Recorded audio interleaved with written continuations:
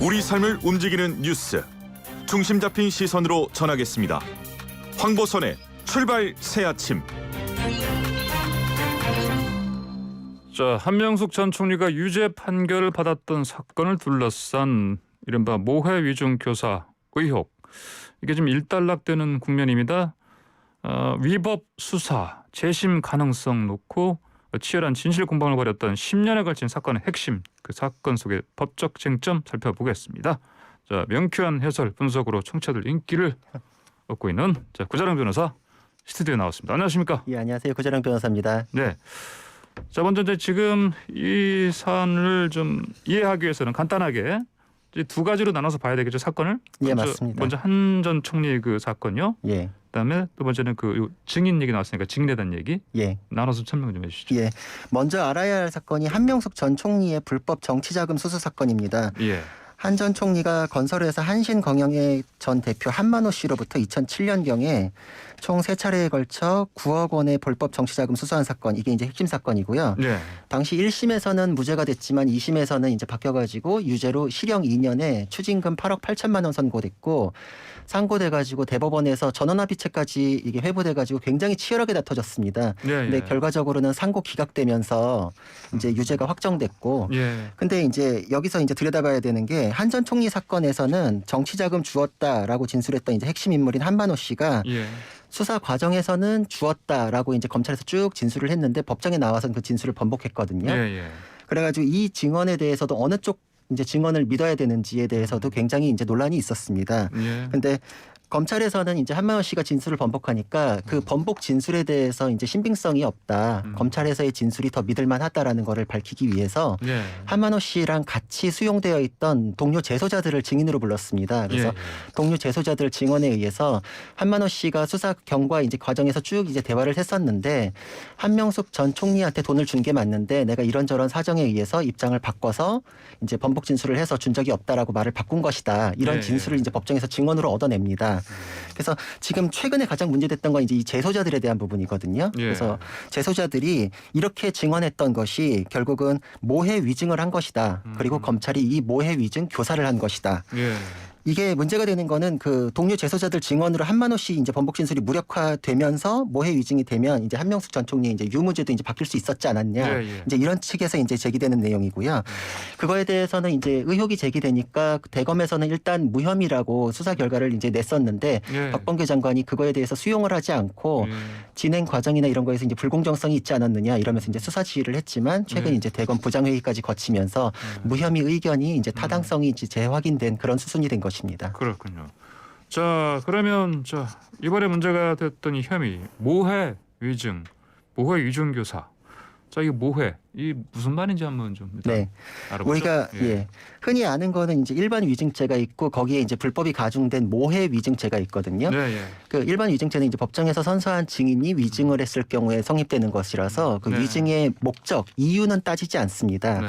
근데 모해라는 거는 그 공모할 때 모자, 예. 그리고 해를 끼친다 할 때 해자, 이렇게 해가지고 한자어로 풀이해보면 계략으로 해를 끼친다. 그런 네. 목적에 의한 위증일 때 이제 성립하는 것을 말하고, 예. 그 형사사건, 징계사건 등에서 피고인 등을 모해할 목적으로 위증할 경우에 불법성이 높다 이래가지고 일반 위증죄는 5년 이하의 징역이나 1,000만 원 이하의 벌금에 처해지지만 모해 위증죄는 10년 이하의 징역에 처해지고 벌금형도 없습니다. 굉장히 세게 처벌하거든요. 예. 근데 또 이 사건에서는 모해 위증죄다라는 것이 또 의미가 있었습니다. 왜냐하면은 일반 위증죄는 지금 이제 형량이 좀 약했잖아요. 네네. 그래가지고 형량에 따라서 공소시효가 정해지기 때문에 예. 공소시효가 만약에 일반 위증죄였으면 진작에 끝났을 텐데. 5년 전에 예. 거의. 그렇죠. 근데 모해 위증죄였기 때문에 10년의 공소시효가 이제 예, 적용이 예. 돼가지고 여기까지 이제 불씨가 살아있을 수 있었던 거고, 그 10년의 공소시효도 오늘 밤 자정에 끝납니다. 아, 오늘 밤 자정. 예. 예. 자, 10년. 자, 그러면은 그 박범계 법무장관이 이제 말씀하신 것처럼 수사지휘권 발동해서 그 대검 이제 부장회의까지 열렸고, 그런데 결국은 이제 최종 결론에 얘기하신 것처럼 불기소 의견으로 결론 났습니다. 그 핵심 이유 뭐로 봐야 될까요? 네. 부장회의에서 이제 총 14명이 참석해가지고 13시간 이상 마라톤 회의했고 그래서 네. 만장일치로 결론이 안 나니까 표결까지 갔거든요. 예. 근데 그런 경과에 비해서는 굉장히 좀 치열하게 왔다 싶었는데 결론적으로는 굉장히 원사이드하게 결론이 났습니다. 예. 불기소 기존대로 유지하는 게 타당하다라는 게 10명, 그리고 기소 의견 2명, 예. 기권 2명. 근데 이렇게 이제 결론이 나는 데 대해서 이제 가장 핵심되는 거는 그 모해 위증이 있었다라고 제정한 이제 재소자들을 믿을 수가 없다. 일단 이분들의 그 전과 관계나 사기죄로 뭐 21년이나 지금 계속 아하. 살고 있다. 이렇게 예. 평소에 그 이제 범죄 전력이나 이런 거 봤을 때 좀 믿기 어려운 부분이 있었다. 그리고 그 주장 자체도 또 좀 앞뒤가 안 맞는 부분이 있었거든요. 예.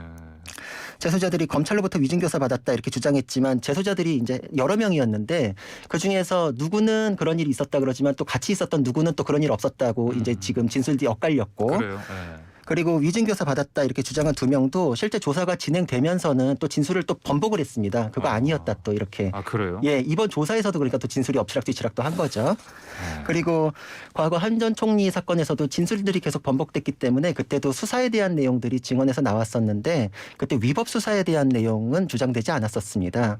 그러니까 이런 내용들 쭉 살펴보면은 모해 위증을 했다, 그걸 교사를 받았다 이렇게 주장했다가 철회하고 이제 증언이 어느 쪽을 믿을 수 있는지를 분간할 수 없기 때문에 이제 신빙성이라는 거는 그 일관된 증언에 의해 가지고 이제 확인이 되는 건데 그거를 네. 확인할 수 없으면 이제 주장만 가지고서 이 혐의를 입증이 됐다고 봐가지고 기소까지 이르는 것은 무리다.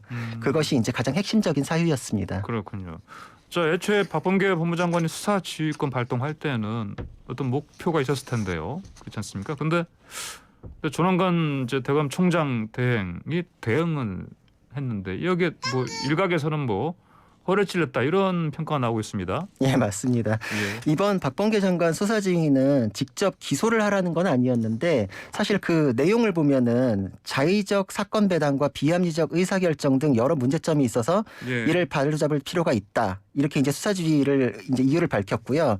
또 그 과정에서는 한동수 감찰부장이랑 이문정 검사의 의견을 들어라. 이렇게까지 얘기했기 때문에 이거는 뭐 명확하게 딱 집었지는 않지만 예. 기소 취지로 결론이 나오길 바라는 수사 지휘였다라는 것을 예. 뭐 모두 다 이제 해석상으로는 그렇게 얘기를 하고 있고요. 예. 근데 그러면서도 이제 선거를 앞두고 있고 또 직접 기소하라고 하는 거에 대한 이제 책임 부담은 굉장히 크기 때문에 의도를 관철하기 위해 가지고 부장회의에 맡겨 가지고 절차를 거쳐 가지고 자기가 이제 부담은 피하면서 결론을 얻는 이런 방식을 취하기 위해서 부장회의를 원했던 거 아니냐 이랬는데 뜻밖에도 이제 이 수사지휘에서 이 내용으로 찝었던 부장회의가 규정상으로는 예. 그 총장이 이제 지금 이제 총장 대행이 조남관 대행이 이제 하게 됐죠. 예. 예. 그 인원을 범위를 설정을 할 수가 있었습니다. 줄일 수도 있고 고검장, 지검장까지 포함해가지고 확대해가지고 할 수도 있는 게 규정상에 있었기 때문에 박범계 장관이 하라고 했던 수사지휘 그 내용의 그 규정을 활용해가지고 이렇게 이제 더 추가로 고검장까지 참여를 시키겠습니다. 그러니까 박범계 장관으로서는 이걸 거부할 수가 없었죠. 예. 그리고 이렇게 된 내용이었기 때문에 그 회의에서 굉장히 여러 의견이 나왔고 회의에는 이제 누가 참여하고 어떤 토론이 있는지에 따라서 또 역학관계가 굉장히 바뀌거든요. 예. 애초에 이제 생각했던 구도상으로는 7명 참석했을 경우엔 4명 정도가 친정부 성향, 뭐 추미애 라인 뭐 이렇게도 평가가 됐지만 그 안에서도 이탈표가 나왔다는 것은 예. 진행은 박범계 장관이 수사지휘를 그대로 수용해가지고 충돌 없이 간 점에서 굉장히 유연했다. 그리고 검찰 수사의 정당성을 지켜내고 그걸 재확인시켰기 때문에 조남관 총장 대행의 대응이 굉장히 유연하고 세련됐다. 이런 평가가 많습니다. 그렇군요. 자, 이렇게 되면 좀 박범계 장관 수사지가 좀 무리한 건 아니었냐는 비판이 나올 수 있는데 또 시민단체가 또 고발까지 했네요, 보니까. 예, 맞습니다. 시민단체에서 박범계 장관 수사지휘권 행사가 정치적 중립을 지키지 못한 위법부당한 직권남용이다. 이런 취지로 고발장 접수했고요. 예. 박범계 장관 스스로도 사실 수사지휘는 최소한으로 행사되는 게 맞다고 생각한다. 그런데 이번엔 해야 된다. 이렇게까지 이제 언급을 했기 때문에 예. 수사지휘를 하는 거에 대해서는 스스로도 좀 부담을 느낀 면이 있습니다. 그래서 표면적으로는 그래서 직접 기소하라 이렇게 못하고 이제 회의를 거쳐라 이렇게 했던 것인데 이런 과정을 봤을 때는 사실 직권남용이다. 그 네. 형사 문제다 이렇게 보기는 좀 어려울 것 같고요. 예. 다만 박범계 장관이 수사지휘에서 기소 의견 밝혀온 이문정 검사의 의견 들어가면서 부장회의 통해 결론 내려라 이렇게 할 때는 취지는 사실 분명히 좀 확인되는 면이 있으니까 그런 면에서는 법무부 수장으로서의 책임으로는 좀 자유롭지 않은 면이 있다 이렇게 보입니다. 예. 게다가 검찰 개혁 핵심이 정치로부터 독립인데 박범계 장관은 과거부터 한 전 총리 사건에 대해서는 대법원 확정 판결을 좀 비난을 해왔거든요. 예. 그러니까 이런 의도 때문에 여기까지 온 거 아니냐라는 내용도 있고 검찰 내부에서는 그래서 실명으로 박범계 장관을 정치인으로 봐야 할지 공무원으로 봐야 할지 모르겠다 이런 비판까지도 나오고 있기 때문에 이게 박범계 장관의 책임론의 핵심일 것으로 보이고 앞으로는 이제 이거하고 유사한 사건들에서 수사 지휘를 하기도 좀 어렵고 입지가 좀 좁아질 것이다 이렇게 보는 관측이 많습니다. 그렇군요. 근데 만약에 이번엔 뭐 불기소 결정이 아니고 기소 결정 났다. 그렇다면은 또 모해 위증이 유죄까지 선고됐다. 그러면 이제 한명숙 전 총리 사건 이게 뭐 재심 무죄까지 이게 갈 수 있는 가능성 있습니까?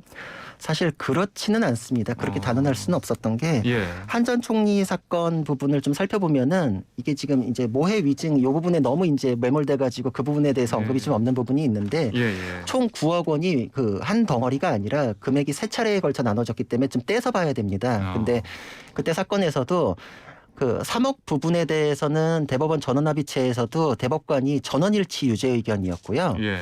6억 원에 대해서는 의견이 갈렸지만 8대 5로 유죄 의견이 다수였습니다.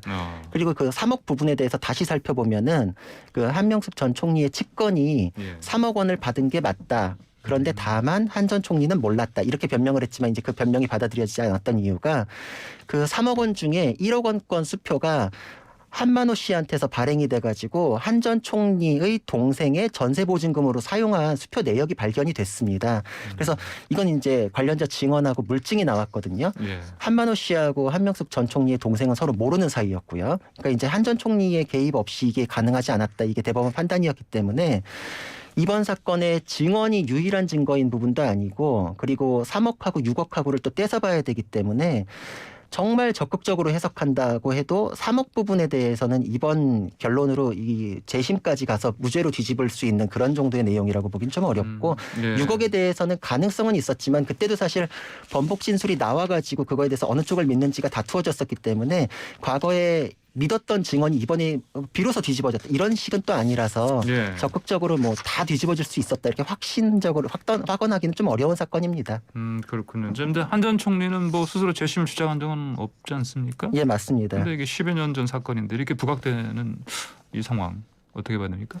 그래서 더 정치적이 아니었냐 이런 이제 평가도 나오는데 아, 그래요? 예. 한 전 총리는 스스로 이제 결백에 관한 주장은 많이 하셨습니다. 근데 다만 그 재심을 하겠다라고 언급한 적은 없고 오히려 나중에는 과거 사건이 다시 언급되는 거 이런 것들이 부담스럽다라면서 재심을 원하지 않는다 이렇게 네. 이제 밝히셨었거든요. 그래요. 그래서 이에 대해서는 이제 뭐 다들 이제 해석이 분분했는데 그냥 말 그대로 받아들이는 이제 그런 해석도 있고 한편으로는 방금 말씀드린 수표나 물증에 대해서 재론을 해야 되기 때문에 예. 그런 부분들을 넘어서지 못할 것이라면은 다시 그 부분을 언급하게 하는 것이 실익이 없어서 그런 거 아니냐 이런 의견들이 많았고 그래서 당사자도 이렇게 가만히 있는데 당사자의 권리구제인 재심까지 이렇게 염두에 두면서 지금 이 사건을 뭐 예. 검찰 내부 혹은 이제 법무부 이렇게 추진하는 것이 정치적 의도가 있지 않냐라는 이제 시각이 더 많았던 것입니다. 예.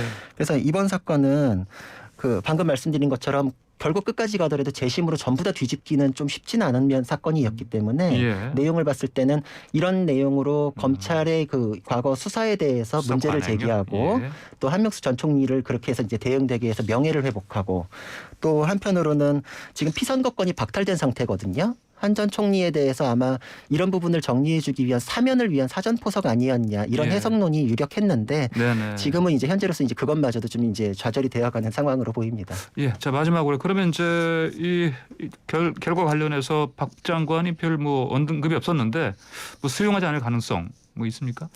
일각에서는 이제 그런 의견도 제기가 되긴 하는데 제가 예. 보기에는 굉장히 어렵다. 이거 수용하는 게 맞지 않나. 그리고 예, 예. 수용하지 않을 경우에 후폭풍이나 정치적 책임이 지금 이 수사지휘 행사한 것도 이 정도의 지금 비판이 있는데 예. 수용하지 않고 만약 기소 의견으로 다시 수사지휘를 할 경우에는 굉장히 지금 감당하기 어려운 정도의 부담을 안게 될 겁니다. 왜냐하면은 그러면 결국은 결론을 정해놓고서 예. 종전 수사지휘는 그럼 포장이었냐. 예. 이거는 자신의 의도를 관찰하기 위해 가지고 수사지휘를 이용해 가지고 검찰 내부의 회의 절차를 포장으로 이용했다라는 거 예. 그런 비판이 있기 때문에 예. 이제 수용은 아마 하게 될 것 같습니다. 네, 알겠습니다. 오늘 말씀 여기까지 듣겠습니다. 감사합니다. 네, 감사합니다. 네, 지금까지 구자룡 변호사였습니다.